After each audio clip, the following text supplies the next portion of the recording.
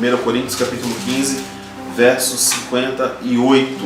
Amém. Está escrito: portanto, meus amados irmãos, sede firmes e constantes, sempre abundantes na obra do Senhor, sabendo que o vosso trabalho não é vão no Senhor.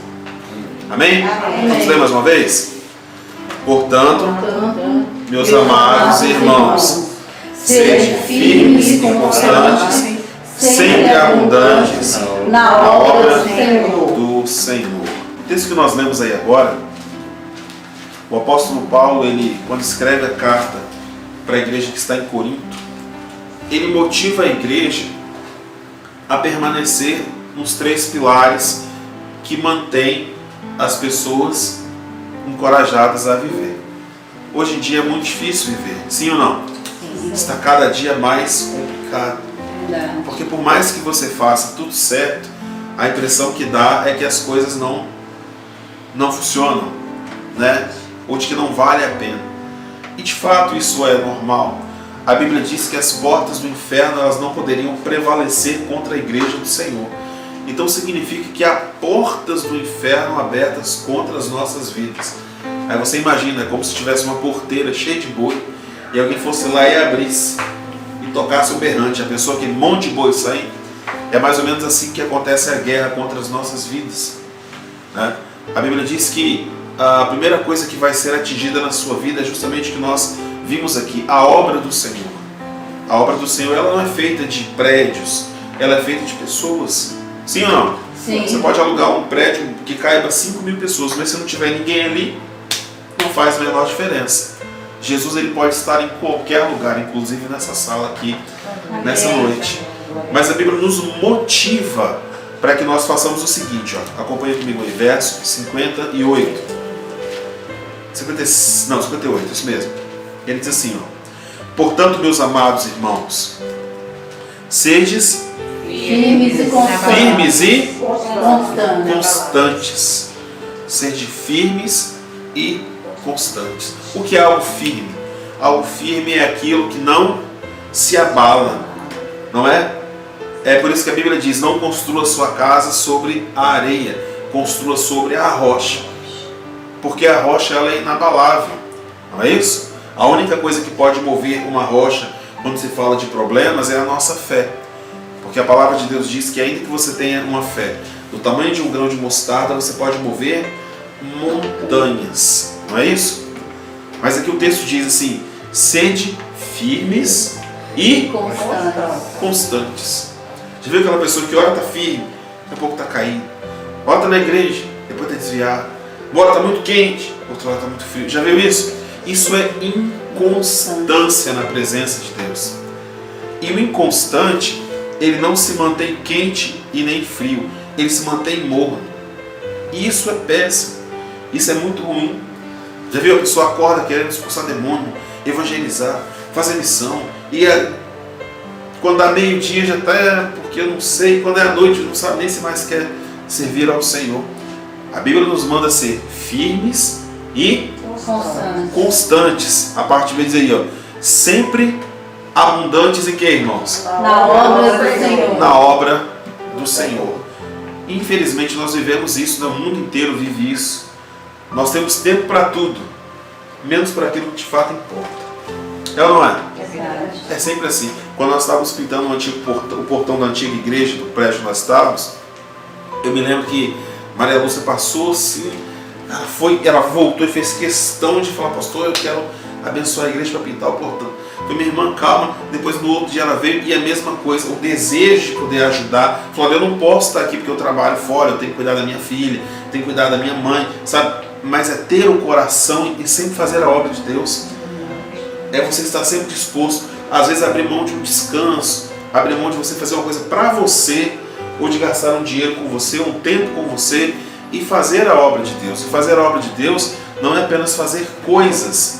Fazer a obra de Deus implica em cuidar de pessoas. É ou não é? Porque não adianta você ter, fazer, e aquilo não dá resultado. Quer ver uma coisa? Eu vou pegar leve aqui. Na última semana, você falou de Jesus para quantas pessoas? Vou aumentar para o último mês. A quantas pessoas você foi diretamente falar sobre Jesus Cristo? Falei com umas 3 pessoas. Umas 3? Onde estão essas 3 pessoas? Umas 3 pessoas. Entende? É firme e constante. Feira. Aquele ditado que diz que a água mole em pedra dura, tanto bate. Você e eu, acho que ninguém que nasceu em lar cristão. Alguém nasceu aqui em lar evangélico? Você, só Simone. Simone é ovelha negra. Mas as pessoas pregam o evangelho, pregam uma hora aquilo entra no coração. Não é isso? O nosso dever é levar a palavra. Quem convence o homem do pecado, da justiça e do juízo é o Espírito Santo de Deus. Sempre firmes e constantes e sempre abundantes na obra do Senhor. Olha o que diz o texto aí, ó. Sabendo que o vosso trabalho não é vão no Senhor. Talvez o nosso maior problema é fazer as coisas esperando a recompensa das pessoas. Nosso fulano canta tão bem. Nosso fulano veio me visitar. Sabe? A maioria das coisas que você faz pro reino de Deus e no reino de Deus, ninguém vai ver. E ninguém precisa ver. Até porque nós fazemos para o Senhor. É ou não é? Verdade. Aquilo que a sua mão direita faz, a esquerda não precisa ficar sabendo. Tudo aquilo que você faz em prol do reino de Deus, se não é feito de fato, de coração, de forma constante e por amor, nós não fazemos nada. A Bíblia diz que você pode ter todos os dons e fazer toda a caridade do mundo. Se não houver amor no seu coração, é como se não tivesse nada. Nós estamos... Cadê o celular? Não, o celular. Nós estamos agora no Natal, na época do Natal. Quantas pessoas que compram aquele monte de cesta básica, aquele monte de coisa bonita e vai para a porta do pobre, vai, tira aqui, ó, pega o celular, tira uma selfie, não é isso? Para postar na internet que está ajudando. Precisa disso? Não precisa. Nós não precisamos fazer isso. A obra de Deus, talvez você não entenda assim, mas a obra de Deus ela é feita para Deus. Portanto, tudo que nós fazemos, cantamos, pregamos, evangelizamos, entregamos um panfleto, oramos, tudo que nós fazemos, nós não fazemos para os homens, nós fazemos para Deus. É tanto que a palavra de Deus diz, para aqueles que forem salvos, eles chegarão diante de Deus, Maria Dulce, e falarão assim, mas Senhor, quando é que eu te vi preso, ou com fome, tá? Aí ele fala, quando fizestes a um desses pequeninos, a mim me fizestes. Então nós fazemos a obra de Deus abençoando pessoas, visitando pessoas, entendeu, Cris? Sim. Assim é fazer a obra de Deus. Mas há algo que muitas vezes as pessoas não entendem e é o que tem pegado em nossas vidas. Quer ver? Abra sua Bíblia aí em 2 Timóteo. Só passar umas folhinhas aí que você acha rapidinho. Muito tem se falado de Jesus. Muito tem se falado do Evangelho, do final dos tempos, de muitas coisas. Não é? Muita gente falando assim, nossa, que agora vem a vacina e vai passar tudo isso. E de fato nós temos a esperança que essas coisas melhorem. Verdade. Mas infelizmente a Bíblia não nos dá uma boa perspectiva. Ela nunca foi tão clara em nos mostrar que nós estamos vivendo sim os últimos tempos. Sim. Nós estamos caminhando para o cumprimento das Escrituras. Nós estamos caminhando para o término das coisas, para o fechamento daquilo que está escrito. E o apóstolo Paulo, quando ele escreve essa carta a Timóteo, ele alerta Timóteo acerca disso. 2 Timóteo, capítulo de número 3, versículo de número 1, ele fala a respeito desses tempos que nós estamos vivendo agora. Quer ver? Verso de número 1. Sabe, porém, isto, que nos últimos dias sobrevirão tempos trabalhosos ou difíceis. Você já parou para reparar que antigamente você trabalhava uma semana e com uma semana trabalhada você conseguia comprar praticamente a feira de um mês? E na outra semana você pegava e com aquele dinheiro pagava as contas de casa, água, luz, telefone, tudo, né? E na outra semana você vai e já completava o início do mês, ainda dava para comprar uma roupinha, não sei o que, pagar. Não era assim? Parecia que era menos difícil. O tempo mudou, sim ou não? O tempo não mudou. O que mudou foram as coisas. Não é? Como eu falei esses dias aqui, você comprava mês passado, mês retrasado, sei lá, carne por 20 reais, 30 reais, por 10 reais, 12,90, que seja. Hoje é 30, 40, 50 reais um pedaço de carne. Os tempos têm mudado. Aí, poxa, a culpa é do governo. Se você for parar para pensar nisso, você fica louco. É ou não é? Litro de óleo é R$3. Se você for parar para pensar nisso, nós estamos vivendo tempos difíceis. Como nós lemos aqui no verso 1, ó. Sabei, porém, isso, que nos últimos dias sobrevirão tempos trabalhosos. Verso 2. Porque haverá homens amantes de si mesmos, avarentos, presunçosos, soberbos, blasfemos, desobedientes a pais e mães, ingratos, profanos, sem afeto natural, irreconciliáveis, caluniadores, incontinentes, cruéis, sem amor para com os traidores, obstinados, orgulhosos, mais amigos dos prazeres do que amigos de Deus. Você sabe de quem que ele está falando aqui? Dos crentes. Não é das pessoas do mundo. Porque do mundo a gente espera sempre o pior. É ou não é? Você espera que um ímpio vai ser honesto com você? Mas você supostamente espera que o cristão seja honesto. E quando o cristão não é honesto? Aonde está a falha? Você espera que você vai fazer alguma coisa com o ímpio e ele vai te dar um tombo. Talvez, né? A possibilidade. Você fala, não, mas eu vou fazer com o irmão fulano, que fulano é crente. Você cai... É isso mesmo, Manuel, você está certa. São os piores. Porque usam o nome de Deus para ter credibilidade em nome de Deus. Você fala, meu Deus, mas como é que fulano fez isso? Fulano é crente. Que mundo é esse? Não é esse que nós pensamos? O texto que nós vemos aqui, ó, eu vou ler de novo rapidinho o verso 2. Porque haverá homens amantes de quem? De si mesmos. Eles não amam a Deus. Avarentos, presunçosos, soberbos, blasfemos, desobedientes a pais e mães, ingratos, profanos. Profano é aquela pessoa que pega aquilo que é santo e usa como aquilo que é normal, natural. Já viu aquelas meninas que postam de biquíni assim, com a bunda virada para o celular e colocam um versículo bíblico? Isso é profano, isso é profanação. Isso é pecado. Porque ninguém que olha para aquilo ali vê nada de Deus. Não é? Você vê carne, você vê pecado. De fato é isso. Não tem nada além disso. Não é? Verso 3. Sem afeto natural, irreconciliáveis. Tem crente que você pode pegar a Bíblia assim, ó, esfregar na cadeira, ó, lê, irmão, e eles não creem. Falta pouco você pegar a Bíblia, rasgar, bater num copo de suco, fazer a pessoa tomar para ver se a palavra entra, mas não entra. Você prova, fala, meu irmão, está escrito aqui, ó, verso 3, sem afeto natural e irreconciliáveis. Eu sempre converso com o Cris, nós temos muitos conhecidos, não chamo de amigo porque não são mais amigos, mas muitos conhecidos, pessoas que eram da igreja, né, Cris? Pessoas que pregavam conosco, tocavam conosco, evangelizavam conosco, pessoas que serviam a Deus de verdade. E hoje em dia suas fotos é no boteco, é em farra, cada um troca de casal todo dia, não é isso, Cris? Gente que fala, meu Deus, mas a gente servia a Deus junto. Hoje eles são inimigos da igreja. Você não pode nem falar de Jesus com essas pessoas. Ou falando, vou na igreja, que igreja? Que igreja sou eu? Eu sou a igreja do meu jeito, eu saio em todo lugar. Falo, mas Deus não está no boteco lá enchendo a cara com você, não. Sabe? São irreconciliáveis. Você fala, meu irmão, seu relacionamento está fora da direção de Deus.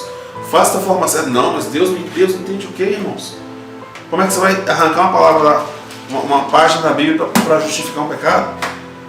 Eu sou livre, a Bíblia diz que a liberdade que Deus nos dá é para que nós o sirvamos, não para que nós andemos em pecado, ou fazendo da forma como nós queremos. Verso 3 ainda. Incontinentes. Incontinente é aquela pessoa que não tem domínio próprio, sabe?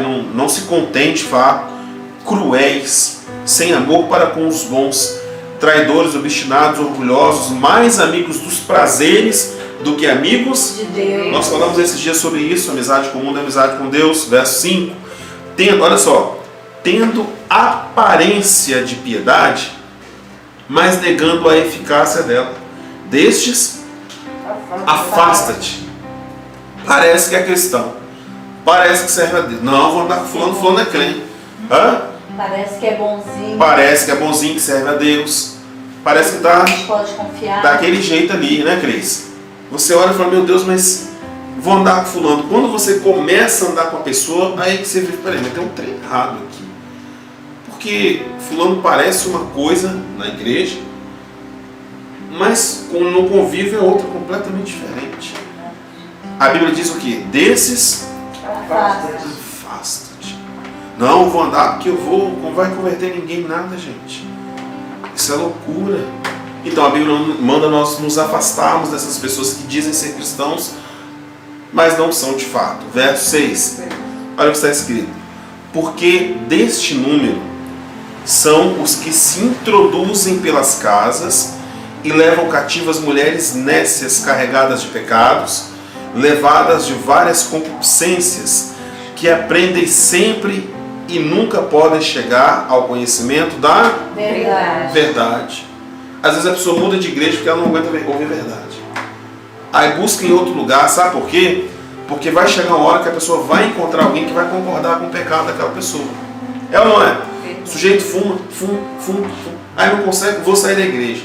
Aí vai para outra igreja, o pastor, o irmão fala, não, meu irmão, Deus te entende e tal, Deus vai te libertar. Não, meu irmão, você tem que largar o pecado hoje. Não é isso? É. Aí quando chega naquele ponto já não dá mais certo, já pula para outro e vai caçando até achar um lugar desse jeito. Cris e eu conhecemos um casal que foi assim. O rapaz era casado com a moça, eles tinham 2 filhos. A moça era ímpia e ele queria ir para a igreja, mas assim, ele queria ir para a igreja e arrumar uma mulher novinha para ele poder casar lá. E foi isso que ele fez. Ele largou a esposa, arrumou outra mulher e foi para a igreja. E ninguém sabia assim do que ele tinha feito, tal. Até que um pastor pegou e ligou para o pastor dele lá e descobriu que ele ainda era casado com a outra, que ele tinha largado com 2 filhos para poder juntar. Ó a cachorrada. Aí o pastor falou, aqui você não pode ficar não. Aí ele, foi para o mundo, ele foi para outra igreja. E até ele achar alguém que acoitasse a forma dele fazer as coisas erradas, ele ficou na igreja. Aí eu te pergunto, que evangelho é esse? Porque o evangelho ele nos confronta a mudar. É ou não é? Hoje você pode estar aqui na Nova Aliança, se você sair daqui e for para uma outra igreja, pastor, vou para lá e tal. E meu irmão, se você estiver debaixo da palavra de Deus, vá com Deus. Agora, já pensou, você chega num lugar onde você não é confrontado a mudar, a melhorar, a amar, a ler a palavra de Deus. Você sabia que tem igreja que nem abre a Bíblia para poder fazer o culto? Sim. Eles chegam lá, lê um versículo, fecha a Bíblia e começa a falar, e chega no final do culto, você não sabe nem o que foi falar. Já viu isso acontecer? É. Aí a pessoa entra vazio, se emociona e sai de lá mais vazio ainda. Infelizmente é assim. Vamos lá, verso 8. E como Janes e Jambres resistiram a Moisés, assim também estes resistem o que, irmãos? A verdade. Sendo homens corruptos, de entendimentos e réprobos, ou seja, reprováveis quanto a fé. Olha para cá, a sua fé, ela não pode ser uma fé cega. A sua fé tem que ser, racional. Peraí, mas como é que a fé é racional? É a mesma coisa que eu te falo assim, você tem que vender a sua casa e dar o dinheiro para mim, porque Deus mandou.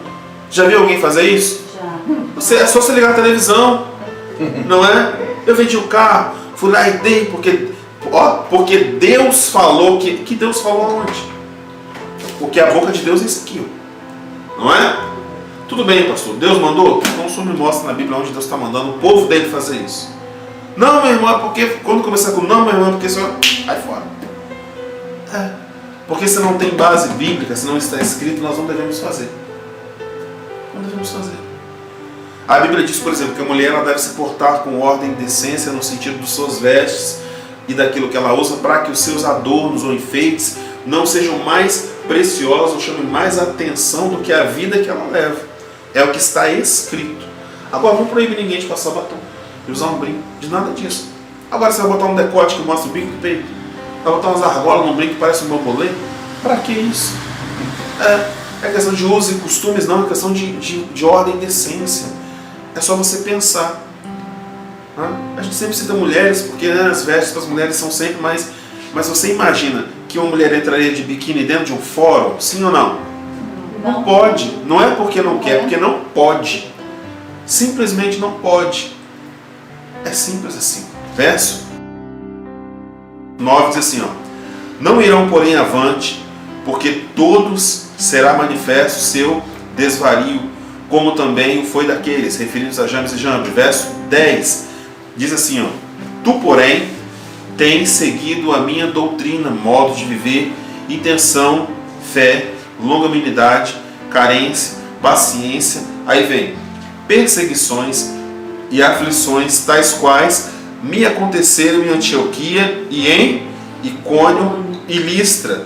Quantas perseguições sofri, e o Senhor de todas me livrou. Nós vamos passar problemas por querermos seguir a vontade de Deus? Vamos, sem dúvida nenhuma, mas nós seremos livres. Poxa, mas agora no final do ano, meu Deus, o que vai acontecer? Ninguém sabe. Nem quem tem uma bola de cristal em casa sabe. Nem a pessoa mais íntima de Deus sabe. Porque os tempos não cabem aos homens, eles cabem a Deus. Você vê, tem comerciantes que estão fechando, não é? Já tem comerciantes que estão investindo tudo que tem para poder... E aí, quem que vai dar certo para quem? Para aquele que fechou ou para aquele que investiu? Não sei. É uma questão de fé. Não é isso? É uma questão de fé.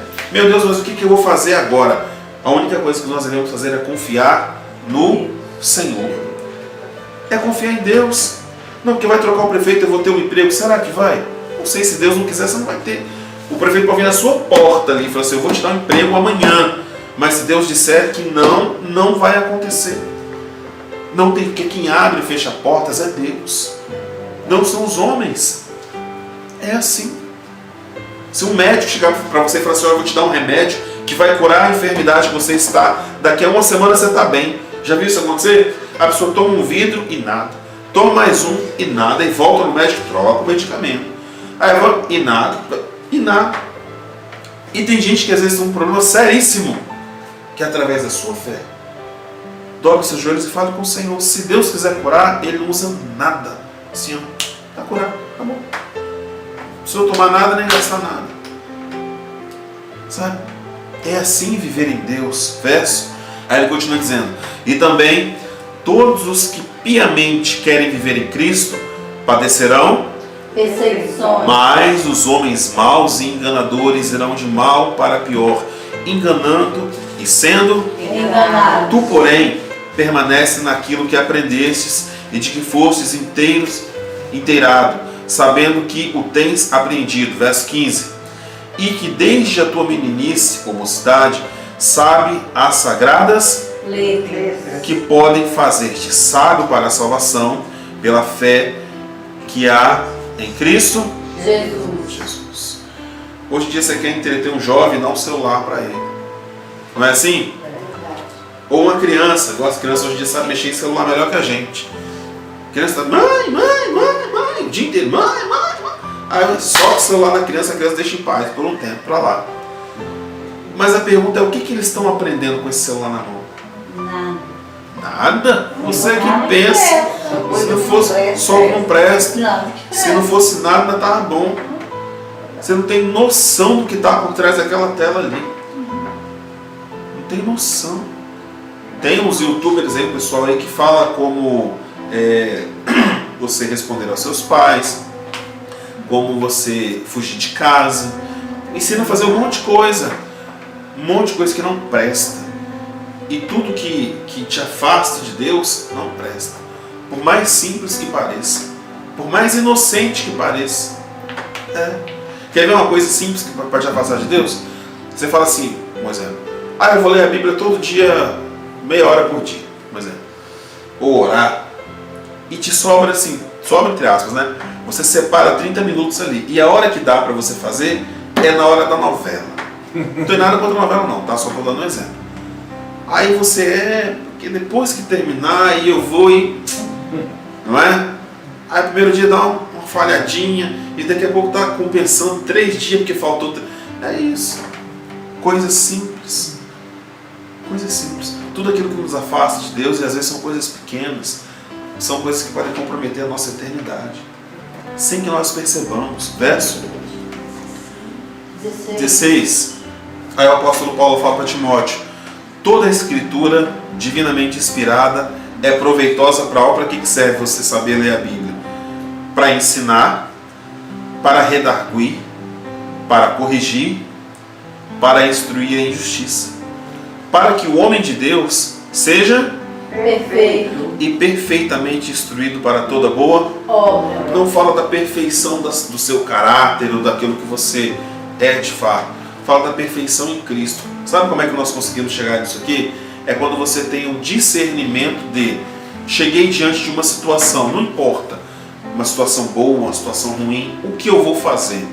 A pergunta é o que diz a palavra de Deus do que eu devo fazer? Ah, eu quero trocar de emprego. Bem, se for para uma coisa melhor. Mas você para e pensa, poxa, isso vai me impedir que eu passe mais tempo com a minha família. Vale a pena? Vai impedir que eu vá à casa do Senhor, vai impedir que eu tenha... Vale a pena? Nós temos que pensar nisso. Ah, eu vou mudar de cidade porque lá é melhor. É melhor mudar de lugar quando Deus manda você ir. E todas as vezes que Deus mandou alguém para algum lugar, não foi para um lugar bom. Lembra com Abraão? Ele chega para Abraão, nem era Abraão, era Abrão, né? E ele diz e fala assim, olha, sai do meio da sua parentela aí, ou seja, do meio da sua família, onde você tem casa, tem comida. Às vezes falta uma carne aqui, você vai e corre do lado, não, só corre aqui. E acabou o gás e o outro ajuda. Já pensou você sair do meio da sua segurança e ir para um lugar onde você não conhece ninguém? Ninguém. E ele vai e obedece. Porque Deus ele não tem prazer no sacrifício, ele tem prazer na obediência. De tudo isso que nós vemos aqui, em ser firmes e constantes, sempre abundantes na obra do Senhor, às vezes são coisas mínimas. Se você propôs no seu coração de fazer algo para Deus, faça. Mas faça por amor. Faça com vontade. Ah, vai visitar? Visita com amor. Sabe? Vai fazer alguma coisa para Deus? Faça de bom grado com aquilo que melhor você pode fazer. Amém? Amém. Vamos orar? Coloca a mão no seu coração, feche seus olhos.